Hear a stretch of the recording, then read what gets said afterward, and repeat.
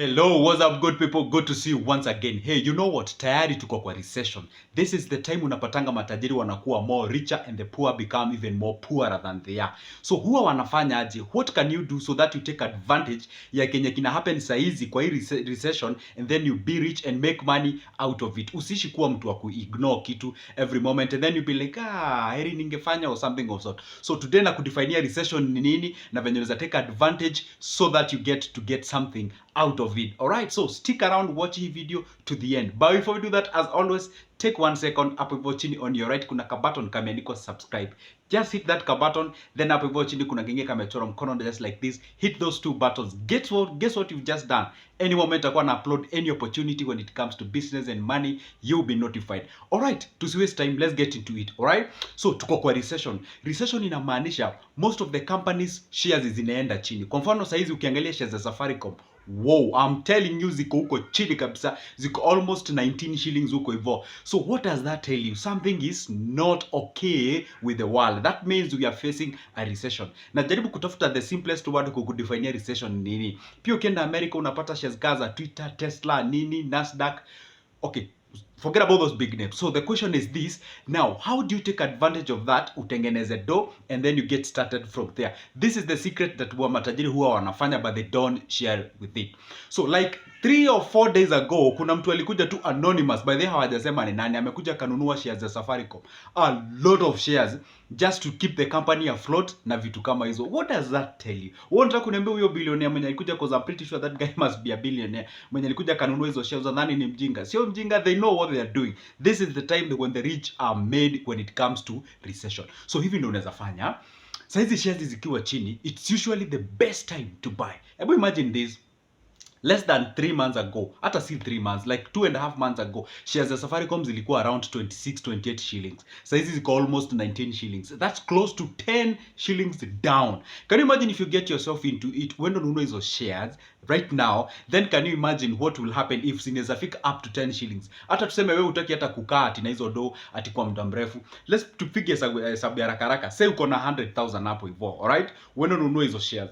Ukishanunua hizo shares na moja unauziwa at that particular price, so of 20 shillings, say it's 20 shillings flat. Okay, so take 100,000 divided by 20 shillings. That's the number of shares that you'll be able to get, and then that number, assuming that share itatoka from where it is 20 shillings ipande hadi mahali ilikuwa kwa, you know, what do we call, kwa 28 shillings. So that's a difference of 8 shillings. Can you now take that 80 shillings multiplied by the number of shares you have and tell me how much you'll be able to get at the end of the period?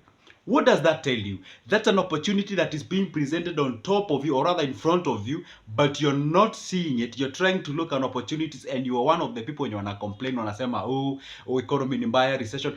Take advantage of this situation. And by the way, I just took an example of Safaricom shares. Sio hizo tu zenye zimeshuka, ni mob sana. We have variety of them and such kind of a thing. So why don't you take this advantage? And then saizi venye tunazungumza, unapata like industry like what we call real estate industry. If you have the capacity and the financial muscle, unapata saizi nyumba unapatanga isn't that expensive. The real estate imeenda hivyo chini because the supply is high but the demand is low. So unapata they are likely to be offered at what we call a discount na vitu kama hizo. So this is the time you can actually go ahead and do exactly that, because saizi watu wanajaribu ku retain that small that they have. We usually call it marginal propensity to save.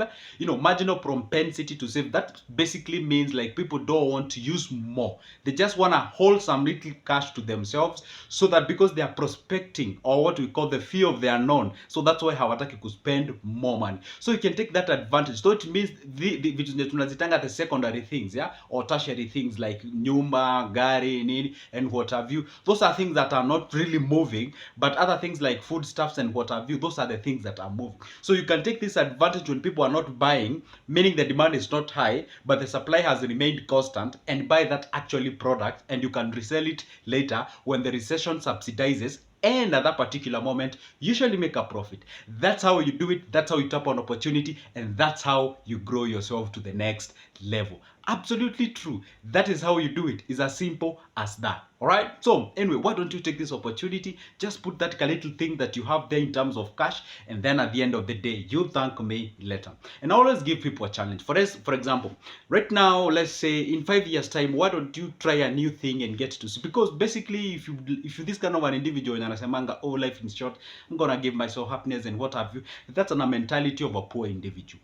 Take yourself, or rather, give yourself a challenge of, like, don't even talk of even the whole, the whole of 5 years. You can talk of 3 or 2 years from now and get started something new, and then from there get to see what happens. All right. Maybe you have never got yourself into what we call the the equity funds or index and whatever. Why don't you try one and then be like, if it doesn't work for you after 2 years, then you can sell all of things and then get your money back, and then you can invest on the conventional businesses. But that's where money are put right now. That's an opportunity given out there. Stick around, because I'll be uploading more and more and more video based on that, so that I tell you exactly what is happening.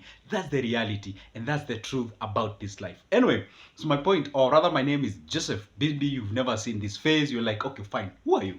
Yes, I'm Joseph. Talk about investment, talk about money, talk about anything related to finance. If you love that kind of a thing, or if that is cup of your coffee, stick around, because I upload a video every day in the morning.